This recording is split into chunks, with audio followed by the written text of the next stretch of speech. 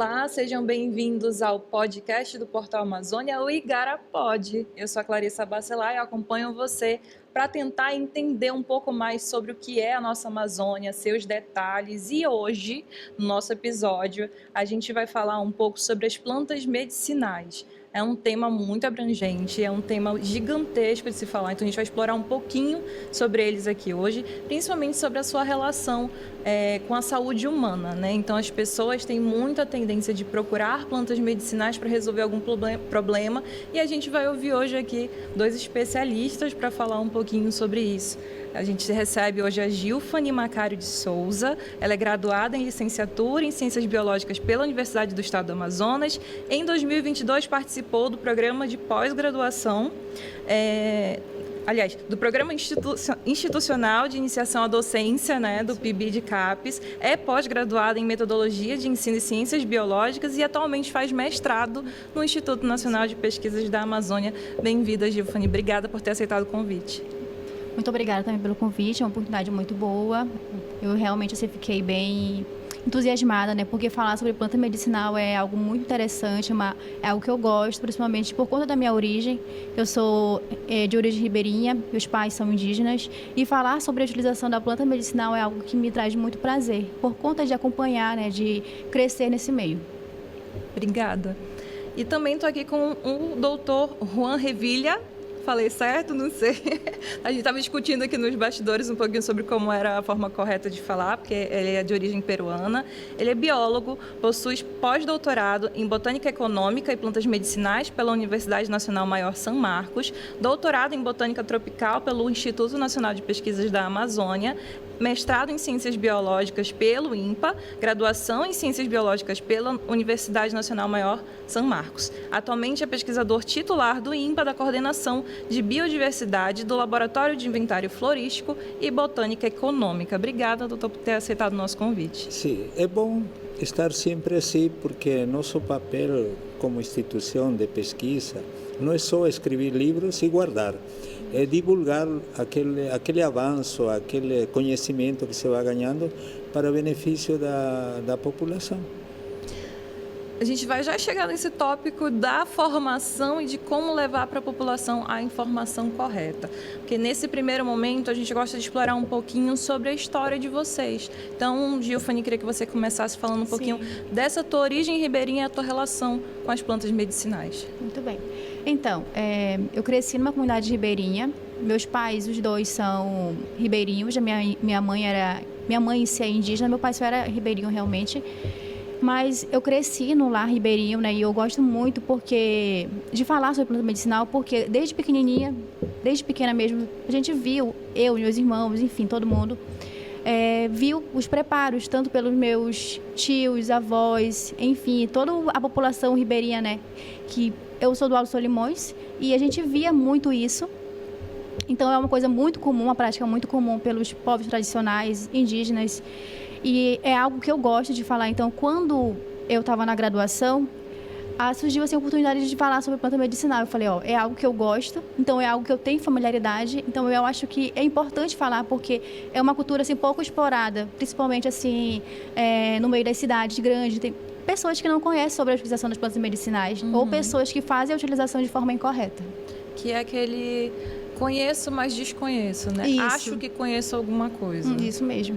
E aí, então, surgiu a oportunidade de visitar duas comunidades ribeirinhas. Depois que eu cresci, fui morar no município, onde eu tive acesso à educação. E aí, não participei mais da vida ribeirinha. Mas aí, na graduação, pude voltar. Então, eu tive a intenção de fazer um levantamento tanto numa comunidade ribeirinha de várzea, quanto de terra firme. Então, a minha intenção era... fazer um levantamento para ver qual comunidade, por exemplo, tinha mais utilização. Por exemplo, se era por mais ervas ou era através de plantas de alto porte, por exemplo, né? Então, através desses dados, eu entendi que, por exemplo, na comunidade ribeirinha de terra firme, se utiliza mais casca, se utiliza plantas de alto porte, por exemplo. E nas comunidades de várzea, mais ervas. O que seriam as plantas de alto porte? Por exemplo, as árvores andiroba, casca de, por exemplo, de castanha. Entendi. Porque nas comunidades de várzea não se tem, né? Por conta das enchentes.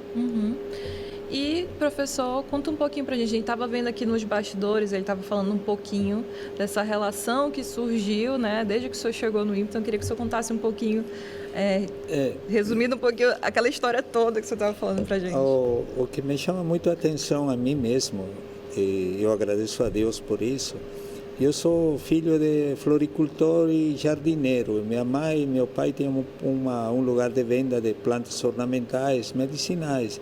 Eu sempre ficava ouvindo as doenças e as plantas, mas nunca me interessei muito. O que sim entrou dentro de mim é que eu sempre disse que quero ser botânico. Estudar plantas para mim era a minha vocação.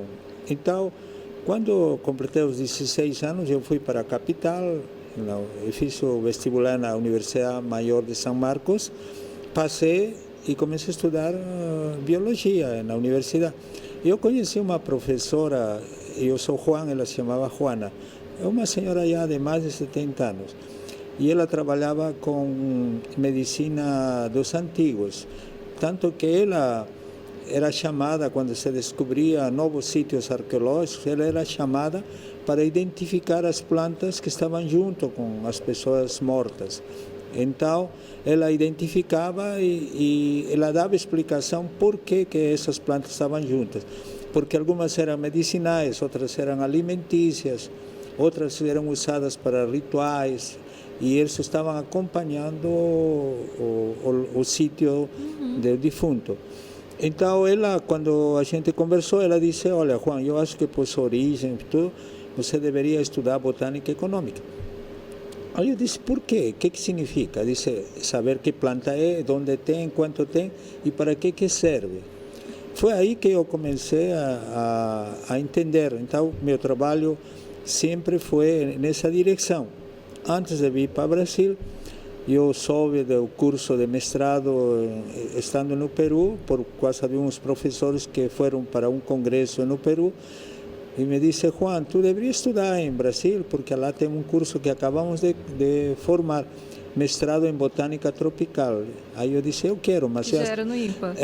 Aí eu já tinha perdido esse primeiro curso por causa do concurso. Aí eu fiz na próxima, eu passei.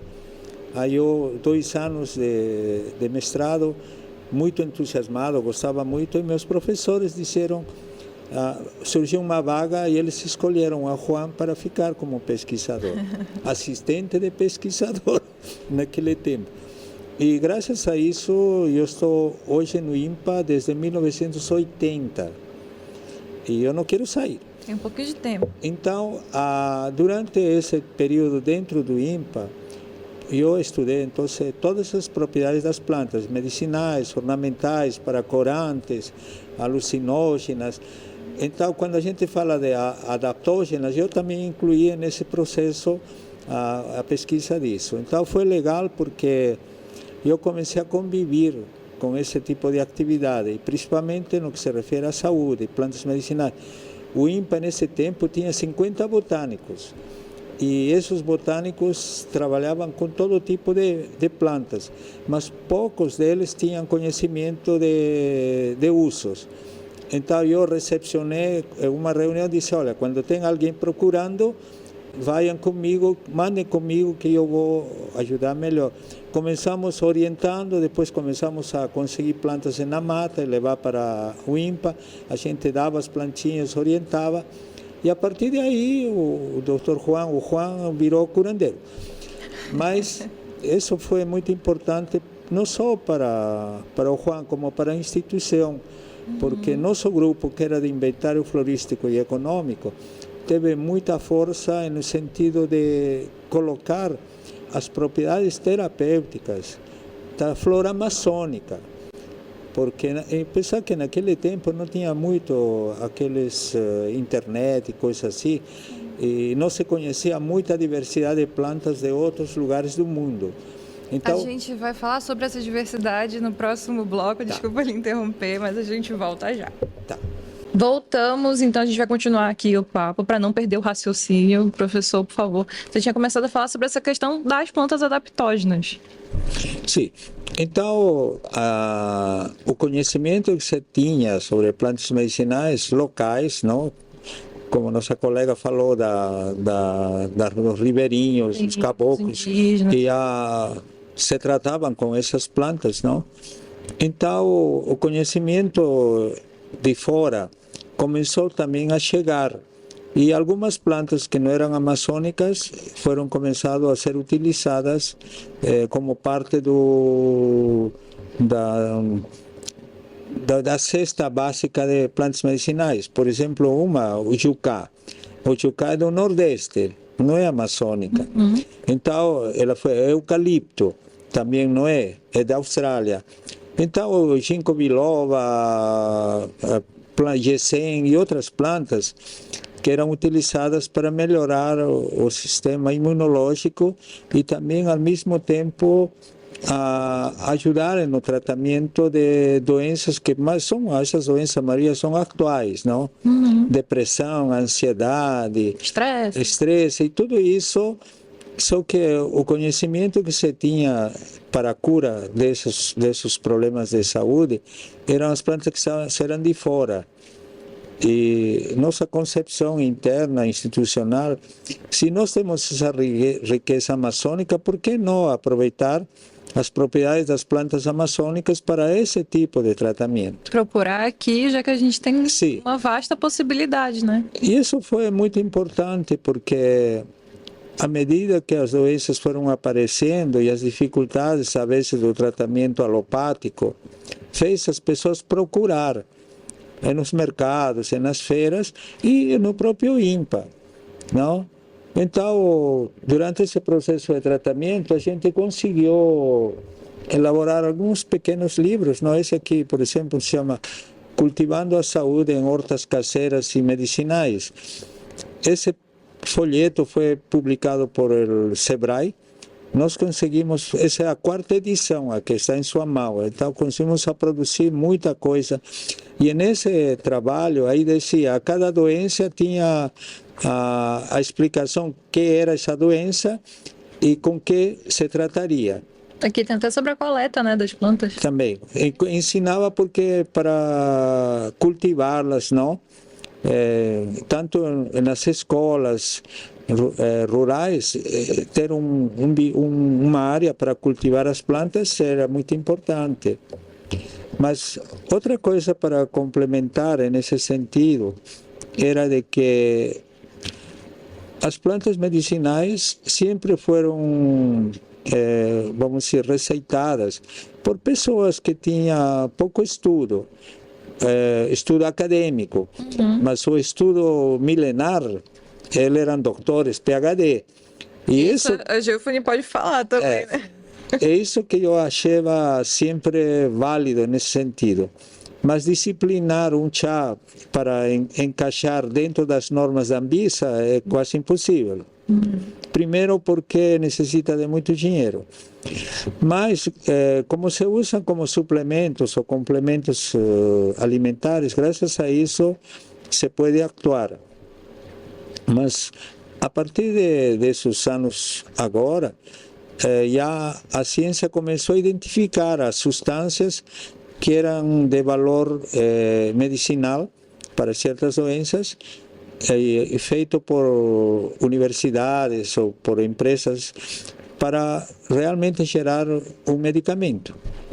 E não sei se vocês lembram, há alguns anos, mais de 20 anos, se falou sobre o chia amarelo.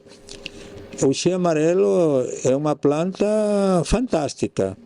Quando eu conheci ela, porque não existe no Peru, eu vinha do Peru, então não existe no Peru, é netamente brasileira. E isso que achei legal, porque a pessoa que me orientou e disse assim, Juan, você deveria estudar o chia amarelo. Eu disse, por quê? Não, porque isso é bom para problemas de mulher. E na segunda-feira, quando eu cheguei no INPA, meu colega mais antigo, perguntei, tu conhece o chia amarelo? Sim, me disse, aqui no Bosque da Ciência temos uma árvore. Me levou, e realmente a casca dessa árvore estava retirada em vários lugares, que prova essas propriedades. A partir de aí, a gente foi pesquisando e hoje já estamos perto de produzir um medicamento com todas as normas porém, a vezes falta equipamentos. Por exemplo, nós temos o extrato seco, agora precisa fazer comprimido, a cápsula não deu certo. Mas que legal de uxi amarelo, porque hoje em dia no mercado mundial, trabalhar com distúrbios hormonais não é fácil. Então, a maioria das doenças que hoje nós temos, o seio, tiroides, ovário, micropolicístio, adenomiose, endometriose, miomas, próstata, são problemas de distúrbio hormonal. E essa planta, coincidentemente, é a perfeita. Algumas empresas se interessaram em trabalhar com ela e fizeram um estudo, a pesquisa química, com a intenção de encontrar o princípio ativo e sintetizar com engenharia química, se pode construir fórmulas. Eles não conseguiram até agora. Nossa. Então, não existe um medicamento à base, com esse conhecimento, para que possa resolver esses males que hoje em dia são maiores que no passado. Mas ela ainda é uma planta, então, utilizada pela sabedoria popular. Sim. E na verdade, a sabedoria popular, por isso que é legal. O conhecimento popular diz problema de mulher. Aí você começa a dizer quais são os problemas de mulher. Aí entra a pesquisa, o estudo. Então, esse aqui é mioma, esse aqui é um cisto ovariano, um nódulo é no seio, é a próstata. E quando você disciplina, aí você vai testar já esse uso. Ser eficaz. Não, se usa para isso e se vai acompanhando com a pesquisa se funciona ou não funciona. Mas o que eu acho assim, dentro da nossa área, o mais bonito, é que é possível uma planta se transformar em um medicamento validado, Sim. com a intenção de que nossos médicos possam receitar sem medo e sem perigo de ter efeitos colaterais e todo. O uso de ervas, assim, sem esses cuidados, pode ocasionar danos à saúde. Sim. Nós lembramos a nossa do Nordeste, Paulinha Velha, ela tomou uma mistura de ervas e acabou falecendo. Então, essa sabedoria popular atrelada à sabedoria científica, ela é muito importante para esse processo. E falando dessa questão de sabedoria popular, né? Eu ia perguntar aqui, em relação à questão de seguras, né? Nessa situação que entra no caso da Paulinha Abelha, que ele comentou agora há pouco, né? A questão do seguro, porque ela misturou, né, várias ervas. Eu acho que a situação se torna não segura, né? Pela utilização. A maioria do que se vê na internet, nas redes sociais, é que a planta serve para isso, para isso. Tem atributos que a planta em 30 dias cura câncer, tem plantas que em 24 horas resolve. Isso tudo é mentira. A gente recebe muito comentário quando a gente publica matérias falando sobre plantas. Eu sempre reforço muito com a equipe, a gente sempre procura a validação do pesquisador que a gente conversa sobre se está correta a informação, se tem algum adendo, se tem alguma observação que a gente precisa fazer, para que os leitores, quando peguem essa informação, não achem que é aquilo e pronto, acabou. Porque a gente já teve muito comentário, por exemplo, a gente tem uma matéria que é super popular. Todo ano ela está no top 10 de acessos no nosso portal, sobre o crajiru.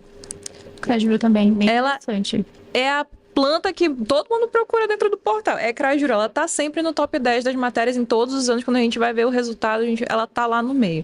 Então a gente acaba se preocupando, porque a gente vê muito comentário das pessoas falando: onde eu compro? Como eu encontro? E aí, como é que faz o chá? O que eu posso usar para fazer isso? Tal. Então isso dificulta um pouco pra gente. Então o máximo que a gente consegue de levar de orientação validado pelos pesquisadores é a forma como a gente encontra de tentar orientar da melhor forma possível. A gente vai para um breve intervalo, volta daqui a pouco para continuar esse papo aqui com os nossos convidados. Até já! Voltamos aqui, então, à nossa conversa, falar de plantas medicinais.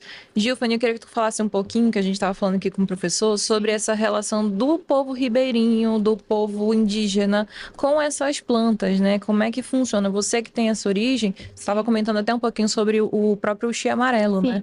Eu achei interessante, né? Porque o professor estava falando sobre o uxi, que ele é bem evidenciado agora, mas essa utilização já acontece há muito tempo, né? Pelos povos tradicionais.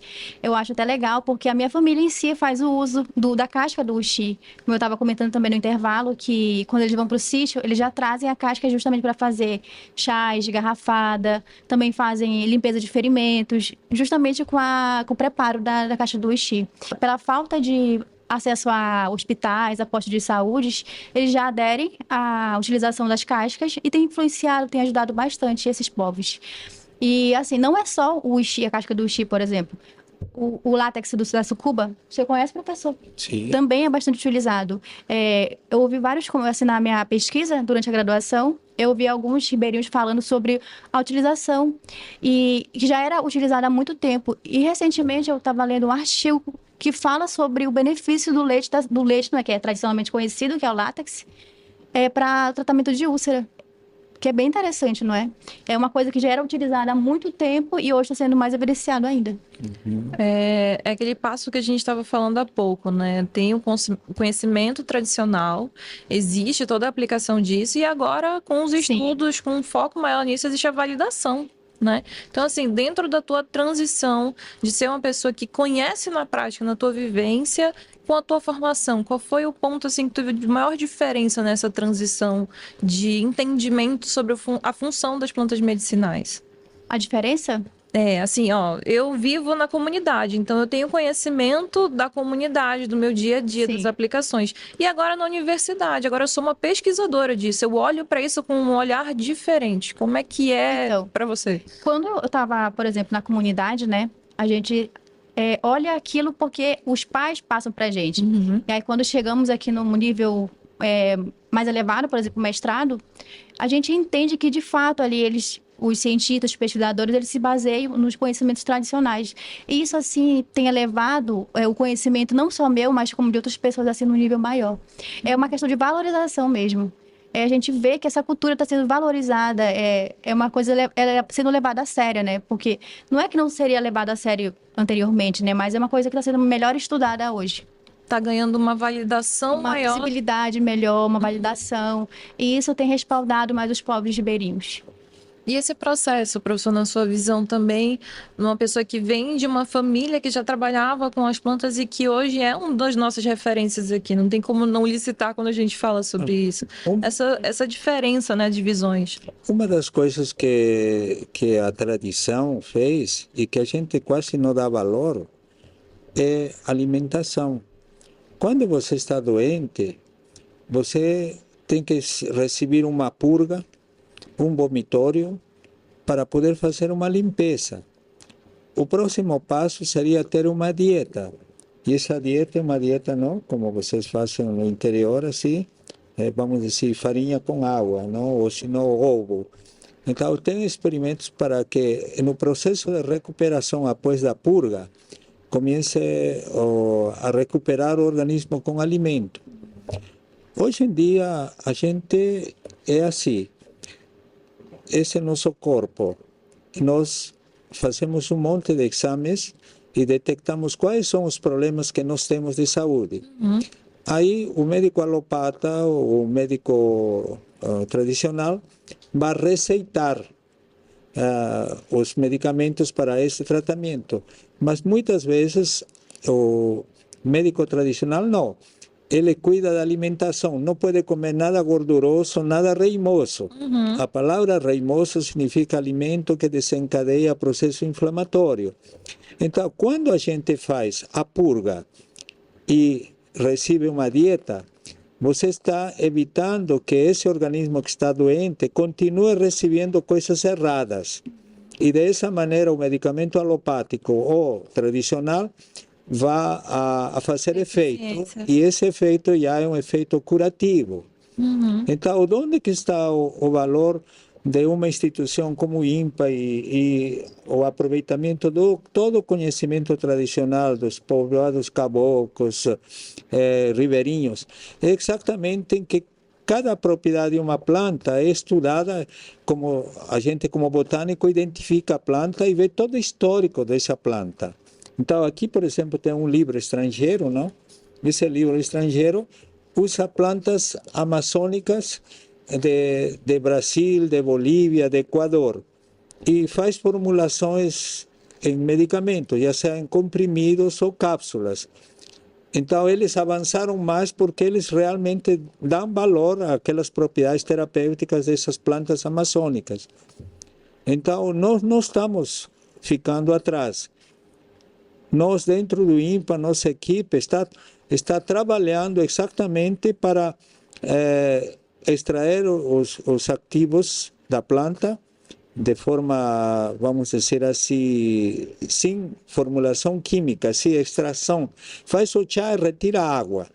E esse chá sem água, esse extrato seco, será transformado em comprimido para que realmente seja validado e comercializado como medicamento fitoterápico.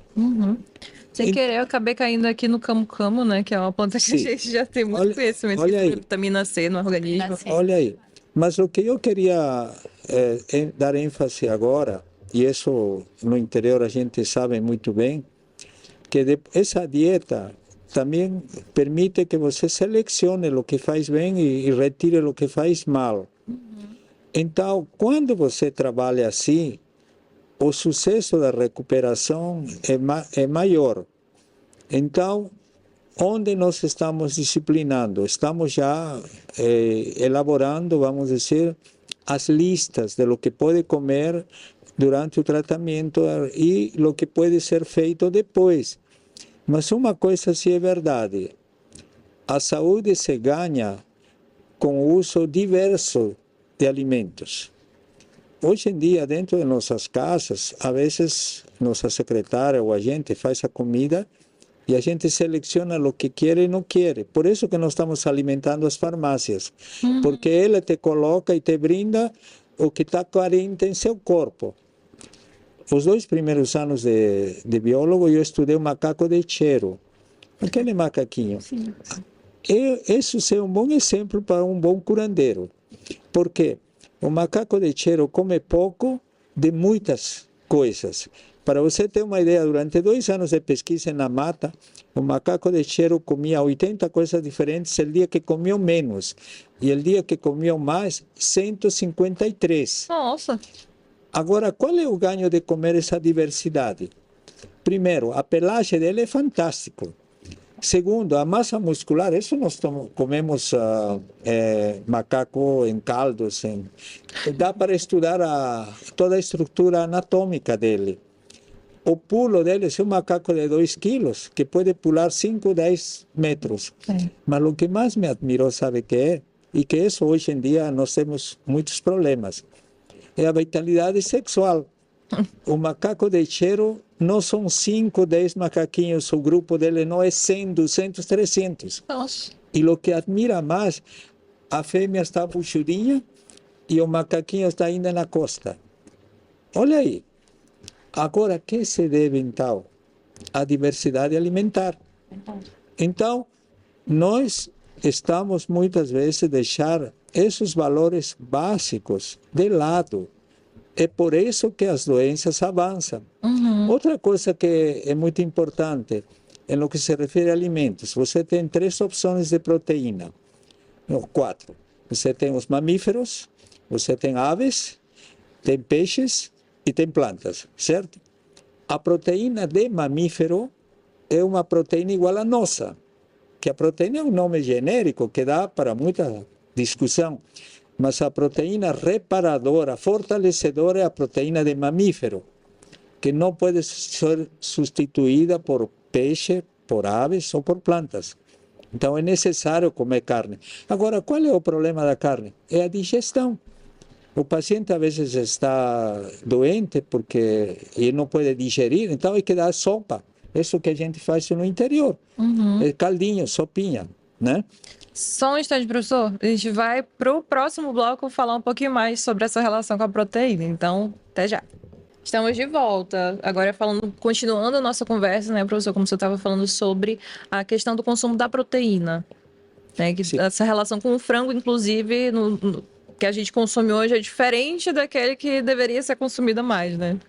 A alimentação boa, exatamente no começo disse que não pode comer nada gorduroso e nada reimoso. Mas também os elementos nutricionais, são necessários saber quais. A proteína de mamífero é a proteína igual à nossa. E, portanto, devemos comer proteína. No interior, o que a gente faz? Come anta, capivara, porco do mato, veado, não é? São que? Mamíferos. Aqui, nós temos carne de gado, aves e peixe. Legal, lá no interior nós temos frango caipira. Ele se alimenta de coisas naturais. Aqui nós comemos frango de granja. O que come? A ração é feita de restos de vísceras, de sangue, de ossos, de soja, de aí por diante. E ainda adicionam hormônios de crescimento. Isso acaba prejudicando a saúde. Que outra coisa? O peixe. Nós peixes tínhamos em nossos rios, agora nós temos de viveiro. Por exemplo, quem não gosta de um tambaqui assado? O que acontece? Hoje o tambaqui é criado em viveiro, com ração e com elementos de crescimento, por isso cresce rápido. O curumim vira logo um peixe grande. Isso está exatamente prejudicando a saúde. Mas, voltando àquele exemplo, comer frango, comer peixe, comer plantas em todos os aspectos, desde raízes, sementes, frutos, folhas, é fundamental, porque cada um aporta para a nossa saúde sais minerais, vitaminas, etc. Mas o que nós não podemos deixar de comer é carne de mamífero. Quero um exemplo. Eu trabalho em Manaquiri.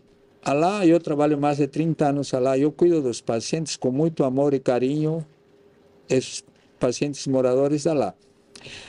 Eles têm abundância de peixes, muito peixe.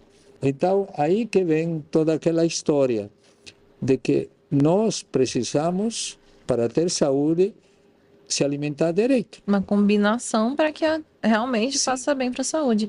Giovanni, essa relação com a alimentação também é uma coisa que você percebe dentro dessa relação que você tem hoje com a universidade, e a diferença que você teve também tendo essa experiência? Sim, é muito diferente, porque no interior, eu falo do interior porque eu sou do interior, né? A gente vê uma diferença bem grande para, por exemplo, os idosos das cidades. Os idosos dos interiores se alimentam de frutas naturais, a caça, a pesca, sem hormônio. Então, tudo isso influencia. A gente vê idosos trabalhando em roças, pescando, com vitalidade, com saúde. Então, é uma diferença muito grande, porque tudo que eles se alimentam, e a alimentação, de fato, influencia, né, na saúde, na sua vitalidade. Então, é uma diferença muito grande comparada aos idosos que se alimentam de alimentos, por exemplo, não tão natural quanto dos interiores. Industrializados, isso. Por exemplo, um frango, um professor falou que é a base de ração.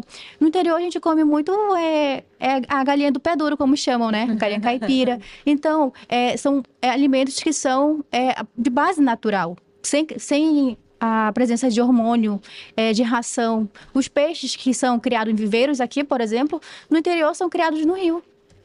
Então, o acesso é muito diferente. É muito diferente. E a forma como é consumido também é muito diferente. Então, é muito comum nós vermos os idosos pescando, indo para a roça, carregando o seu saco de macaxeira, paneiro com macaxeira. Então, pescando, voltando tarde da pesca, é muito comum, por conta dessa vitalidade. Há alguns anos eu tive uma experiência, né? A gente foi até Manaquiri para uma ação que a própria Rede Amazônica tinha lá, e era muito interessante ver o quanto as pessoas mais velhas mesmo, porque você via que lá na base dos seus 70 e poucos anos, 80 anos, né? Com uma vitalidade que estava dando de 10-0 na nossa equipe. E a gente assim, meu Deus, será que um dia a gente consegue chegar pelo menos nessa faixa etária? O professor falou, né? Eu estou com 77 anos, né, professor? 77 anos e tem uma vitalidade, tem ali a disponibilidade de correr atrás do conhecimento, de distribuir esse conhecimento. Eu, com 37, acho que não chegaria na metade desse caminho. Espero chegar lá também. É bom também, como disse, colocar em prática esse conhecimento.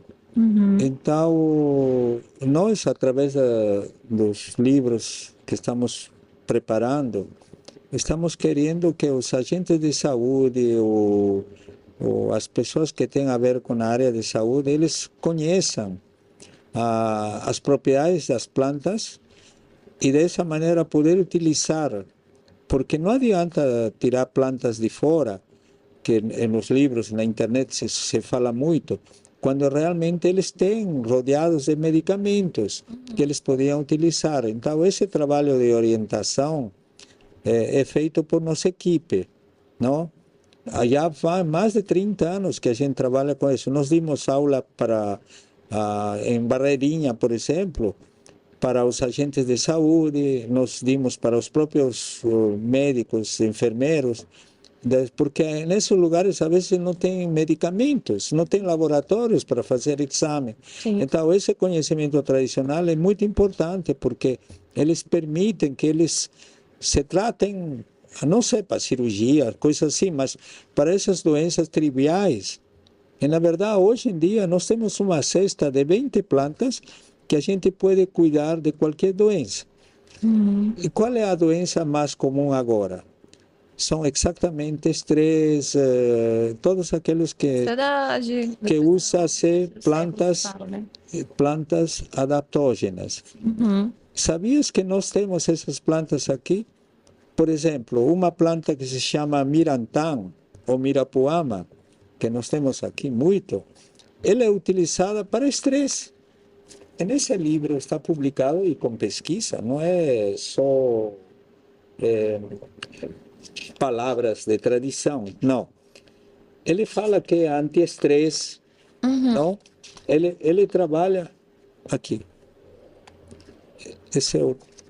Então, essas plantas acabam modulando o sistema hormonal, não, cortisol e tudo, e não precisamos então ginseng ou plantas de fora. Nós temos nossas próprias plantas em nossa flora. Então, aqui, estimulante do sistema nervoso central. Sim. O que falta então? É que esse conhecimento deve ser transformado em medicamentos. E isso tem de importância a nossa instituição, o INPA. Ela está cada vez mais capenga porque não recebe recursos. A gente não gasta dinheiro em pesquisa. E isso dói muito para um pesquisador, porque é um potencial. Tem mestrado, doutorado, pós-doutorado, 30, 40, 50 anos de experiência e não pode transformar esse conhecimento em produto. Nosso diretor, ele é consciente de que não adianta ficar escrevendo um monte de livros que vai só encher as prateleiras e não quem paga nosso salário. Então, nós precisamos transformar esse conhecimento em produto. E não só acessível e funcional. Sim, né? E não só no que se refere a plantas medicinais. A senhora falou de camu-camu. Nós temos aqui na beira do Rio Negro qualquer quantidade de camu-camu. O que estamos fazendo? O que está faltando? Né? Transformá-lo em vitamina C, por exemplo. Outras coisas que a gente tem aqui de valor, e isso entra a botânica econômica. Nós temos muitas plantas que servem para curtir couros. Couro de peixe, o próprio gado, não? Carneiro e todo. Temos as plantas. Sobre corantes. Os corantes naturais não fazem mal para a saúde. Esses que nós usamos em medicamentos, ou em condimentos, ou para fazer bolos e todo, isso faz mal. Sim. Aí que vem as doenças que aparecem. Então, se a gente olhar assim, esse mundo em relação à saúde, nós vemos de que nós pecamos em várias coisas. Pecamos em alimentação, pecamos em não consertar a máquina. Se você tem gastrite, tem que consertar o estômago, porque senão você vai ter colesterol, triglicerídeos, ácido úrico, ureia alto. Por que nós temos pressão alta? Por que nós temos varizes, por exemplo? Sabia que falta de carne? Porque a carne é que fortalece a estrutura muscular das artérias, das veias e do coração. E a gente vai terminar esse assunto daqui a pouquinho no próximo bloco. Até já. Dizem que tudo que é bom passa rápido, né? A conversa tá tão bacana aqui que a gente já tá no último bloco, né? Sobre como é importante ter essa integração do público com aquilo que a ciência está fazendo. É bem interessante mesmo, como vem sendo falado desde o primeiro bloco, sobre o conhecimento, sobre a etnobotânica, o acesso das pessoas com as plantas medicinais, com as plantas adaptógenas, como foi comentado, e são termos que são pouco conhecidos, mas que já são utilizados há muito tempo, e é bem legal porque traz mais acesso do público para essa temática, né? O público ele passa a conhecer mais, por exemplo, tenho certeza que através desse programa, muitas pessoas passarão a conhecer mais sobre as plantas, terão mais curiosidade, assim também como terão mais curiosidade sobre o trabalho do professor Juan. Então, são assuntos bem interessantes, que são importantes serem destacados tanto pela utilização da planta medicinal quanto a elas serem ressaltadas para o convívio, para a utilização no dia a dia. A população ribeirinha ela tem um conhecimento, né? Os indígenas têm um conhecimento prático do dia a dia, afinal de contas é o que eles têm próximos a eles, para fazer com que a sua saúde melhore, como a gente bem comentou. E também é uma questão até do nosso público, né? Daqueles que acompanham a gente no nosso dia a dia no Portal Amazônia ou mesmo no Amazonsat. Também a responsabilidade que as pessoas têm em consumir algo. Não é só ouvir que faz bem, que é bacana, me disseram, mas você ter a segurança de que existe uma pesquisa, de que existe algo que comprova a eficácia disso também, né, professor? Sim. E uma coisa que a gente não deve deixar de lado também, se refere a que as pessoas não podem só utilizar as plantas medicinais. Essa riqueza que eles têm no bosque também pode gerar dinheiro, recursos. Não vai adiantar nada conhecer o uxi amarelo, unha de gato e saber todas as propriedades e ter autorização pela Anvisa, se não tem matéria-prima. Então, talvez esse é o que vai ser agora legal, de que a gente tenha matéria-prima para poder dar sequência a esses medicamentos naturais. Não? Então, uma forma de que isso aconteça é treinamento e conhecimento.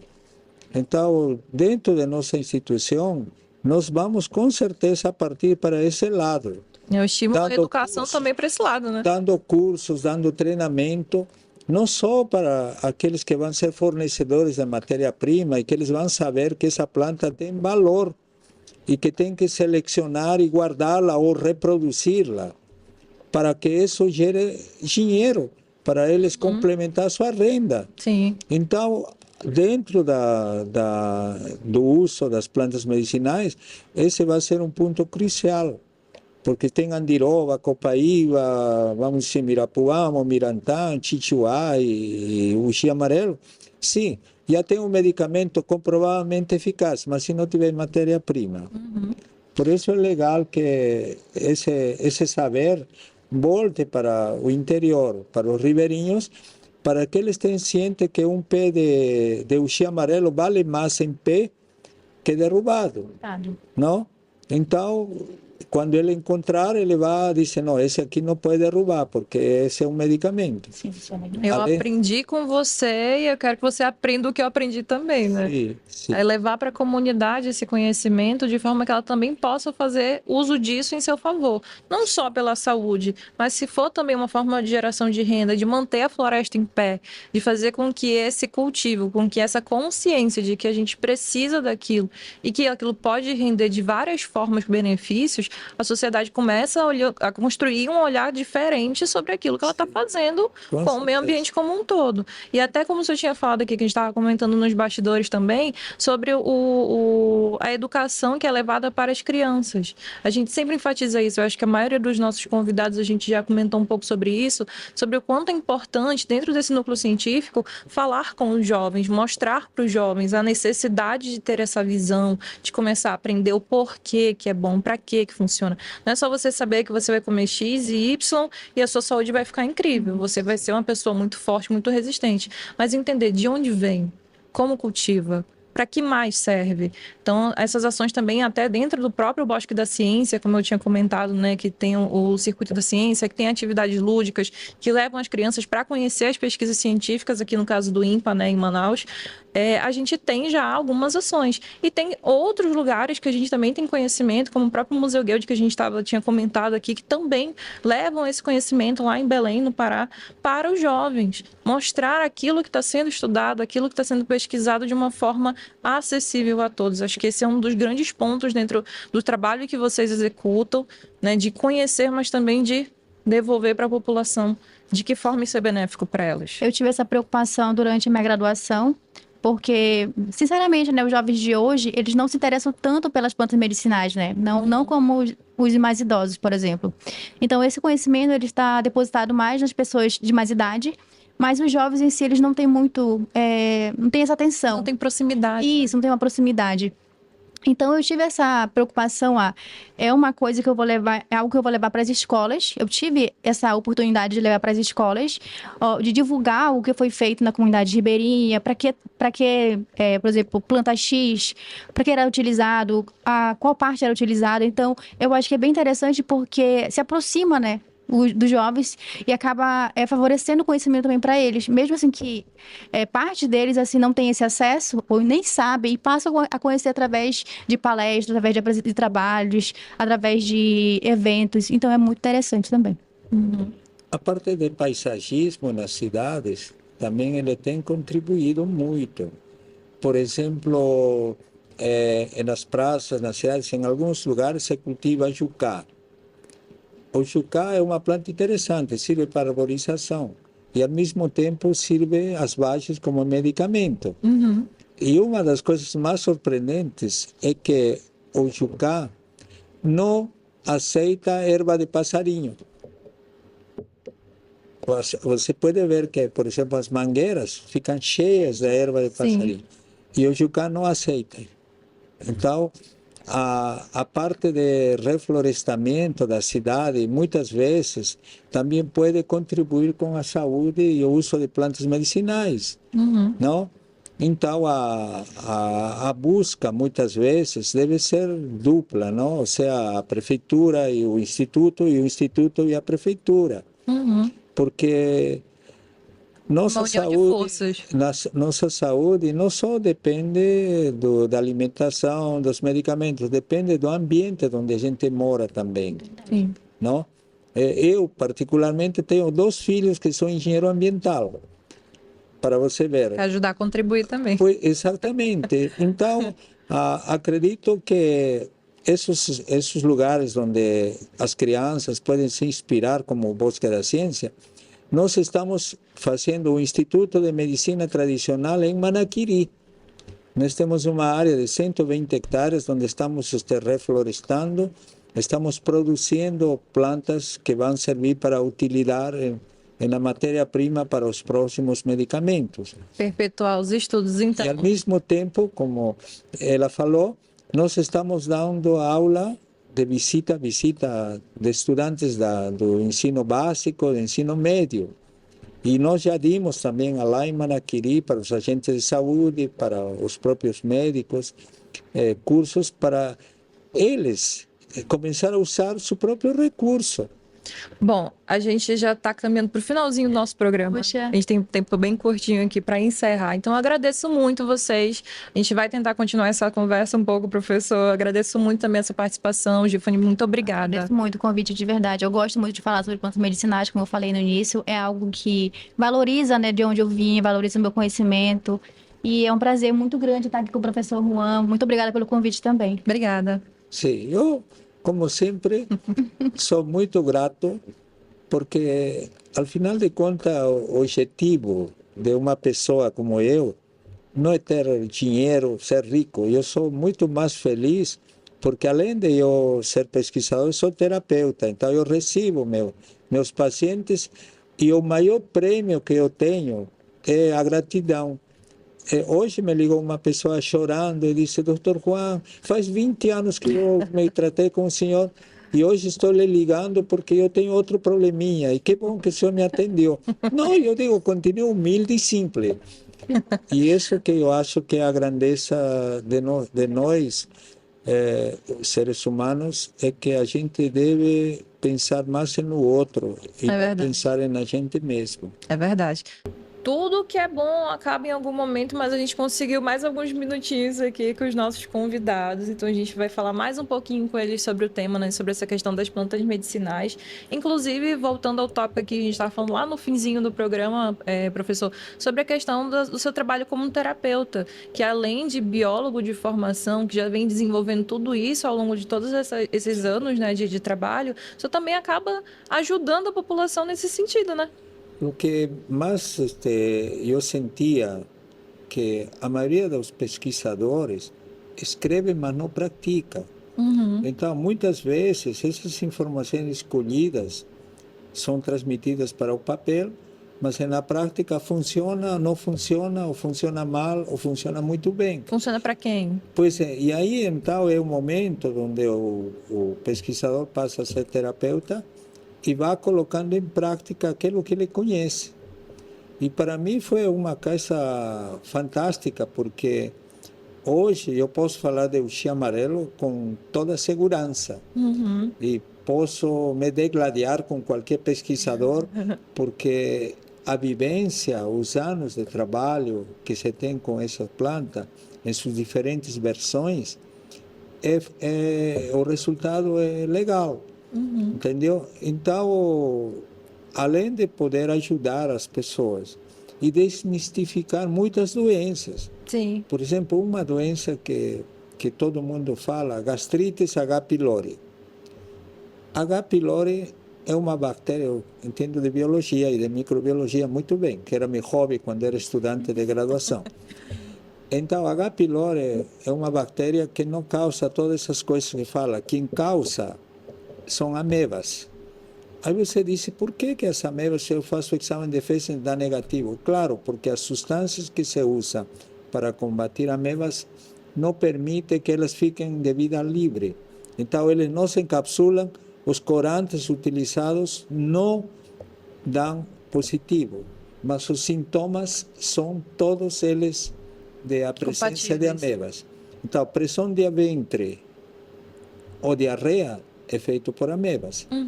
E essas amebas se combatem com um tratamento tão simples, por exemplo, hortelã. Hortelãzinho mata as amebas, tanto as que causam pressão de ventre como as que causam diarreias. Outra coisa que é tão simples e que resolve muitas vezes infecções urinárias, por exemplo. Existem plantas que têm mais eficácia, menos eficácia, mas a que melhor funciona é o eucalipto. Você mata Escherichia coli, Staphylococcus aureus com chá de eucalipto. E normalmente essas bactérias são resistentes à maioria dos antibióticos. Então, o chá de eucalipto para infecção urinária é um santo remédio. Não? E essas plantas são essas que a gente consegue encontrar nas feiras, por exemplo? Porque aqui em Manaus a gente tem pelo menos um volume de feiras por bairro, né, o nosso Adolfo Lisboa também, que é uma grande feira ali que todo mundo tem como referência. Essas plantas, obviamente, são melhores in natura. Então, há uma diferença, né, nessa questão, por exemplo, do chá de caixinha para o chá da planta pura. Com certeza há. Existem diferenças. E o célebre Dr. Reston, que era o presidente do SEBRAE, ele sempre fez muita questão de trabalhar com plantas medicinais, tanto que ele que publicou os livros, que diz SEBRAE. Sim, realmente. Mas sabe o que é? Ele mandou fazer cursos de treinamento aos vendedores de ervas, para não enganar e para conhecer as propriedades das plantas medicinais. Isso que é triste de encontrar nas feiras e nos mercados plantas que podem vender uma planta que não é a verdadeira. E quando isso acontece, não vai dar certo. E as pessoas muitas vezes desacreditam da propriedade. Então, esse fato de a gente conhecer a planta verdadeira é necessário. E o que a gente sugere? Assim como os médicos fazem, consulta o médico. Consulte o botânico, consulte alguém que entende das plantas, para dizer se é ou não é e a forma correta de utilizar, enquanto não tiver um medicamento pronto. Uma coisa que a senhora falou, hortelã, por exemplo, em sachê, não funciona, porque os óleos essenciais se evaporam na hora de secar e triturar. Então tem que ser em natura. Outra coisa que é muito válida, assim, que é a experiência, a maioria de nossos problemas são de fígado, devido à má digestão. Má digestão aumenta colesterol, triglicerídeos e vai parar todo no fígado. Aí vem esteatose hepática, forma pedra da vesícula. O fígado também tem muito a ver com o pâncreas. Aí o pâncreas, por exemplo, 80% de meus pacientes que têm ou tiveram gordura no fígado têm diabetes. Quando eu conserto o fígado, a diabetes vai embora. Não é nada de milagre, é uma questão de raciocínio. Por isso que é válido a prática, e isso acredito que você está no bom caminho nesse sentido. Você vai estudar, vai pesquisar, mas vai praticar. Sim. Porque nessa prática nós temos condições de realmente valorar esse conhecimento. Porque não adianta publicar livros e dizer toma isto, quando na verdade na prática não funciona. Verdade. Então, isso que a gente deve fazer. Essa visão, então, da população em si, que tu vê, como eu falei, né? Eu sou uma pessoa que toma chá, mas muitas vezes eu acabo tomando chá de caixinha. Sim. Né? Não é o melhor. Pela facilidade. Mais fácil, né? Mas não é o melhor. Mas tu também vê essa relação das pessoas com quem tu convive aqui, desse conhecimento também com relação às pessoas das comunidades, de como é que isso funciona? Sim, a gente, por exemplo, né, a gente vê muito isso, a utilização da planta in natura, como foi falado, e uma diferenciação muito grande para os comércios comercializados, né? E a outra situação também é a questão da segurança, a forma errada da utilização. Por exemplo, uma planta, ela deve ser utilizada a folha, ou então deve ser utilizada a raiz, ou então a quantidade em excesso. Tudo isso, ela provoca a utilização não segura, né? Pode provocar toxicidade. Então, isso também, passado de forma errada para as pessoas, pode prejudicar muito a saúde. Por exemplo, né? O professor, ele sabe de muitas plantas que são benéficas, né, por exemplo. E aí, se ele ensinar para outras pessoas, que lógico que ele faz isso, vai ter resultado. Mas se for outra pessoa, uma pessoa leiga, falar sobre isso para outra pessoa que não sabe, vai acabar prejudicando, né? A gente tem essa dificuldade também de comunicação, né? Sim, então, isso. assim, acaba... como eu falei até mesmo durante o programa, eu acho que eu sei. Essa planta faz bem para isso, mas será que a pessoa realmente sabe como conduzir o uso para que ela se torne de fato eficaz para a saúde? Porque, né, como a gente até acabou comentando, muita gente usa, mas não vê o benefício chegar, então se entende que usou errado. Né? E que isso também pode se tornar uma coisa que prejudica. Por isso é importante você ter orientação correta, buscar a forma correta, né? Existe uma palavra que se usa muito, que quando a pessoa tem doença crônica. A doença crônica significa que essa doença você não cura.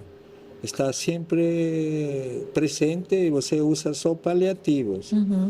Mas a razão dessas doenças crônicas é porque realmente não se descobriu a origem. Estávamos falando do chia amarelo. A origem dos distúrbios hormonais é frango e ovo. Frango porque tem os hormônios de crescimento. E ovo porque o ovo é uma cápsula cheia de hormônios. Os nutrientes são fantásticos, ninguém isso discute. Mas a concentração de hormônios que tem o ovo é muito grande. Quando você coma 3, 4 ovos por semana, como a gente faz no interior, não tem problema. Mas quando você come 3 ou 4 por dia, você vai acumulando. Então, essa é a causa de hoje ter muitas mulheres com problema no seio, na tiroides, no útero, no ovário, adenomiose, endometriose, não podem engravidar.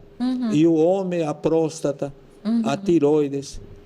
Então, a gente não só precisa de cuidar do medicamento, precisamos cuidar de todo aquilo que está em torno. E o que nós falamos muito, preocupação, estresse, acaba causando distúrbios emocionais e espirituais. E com isso a doença também avança. E eu posso ter uma doença espiritual que está afetando o meu organismo fisicamente e vice-versa. Então, na hora que o terapeuta cuida, ele tem que cuidar dos dois. Aquele ditado que eu disse, devo, não nego, pago quando puder, o outro que disse, deixa a vida me levar, é um bom exemplo de que a gente tem que ter ciência que nós temos problemas e que uma hora nós vamos resolver, para que esse lado espiritual de não dormir, ter estresse, preocupação, acaba prejudicando o nosso organismo. Eu falei que a gente tinha um pouquinho mais de tempo, mas acabou o nosso tempo. Foi tão bom, né? Eu falei, olha, legal. quanto mais a gente conversa, mais surge assunto, mais surgem dúvidas. Realmente. Então, assim, mais uma vez eu agradeço vocês e eu acho que fica muito mais o recado de todos nós, assim, né? Eu aprendi muito Sim. com vocês hoje, também o quesito de que, como o senhor bem falou agora, não é só cuidar do físico, cuidar do mental, do Sim. espiritual, cuidar ali de tudo aquilo que envolve o você ser, Sim. né? E com a atenção e a responsabilidade necessária. Então, mais uma vez, agradeço vocês. Muito obrigada para você que acompanhou aqui a nossa conversa do Igarapod. Fica aí para você também. Se você quiser mandar a sua sugestão para o nosso programa sobre temas, o que a gente pode discutir, manda para o nosso e-mail, jornalismo@portalamazônia.com, ou procura a gente nas redes sociais, @portalamazônia. Até a próxima.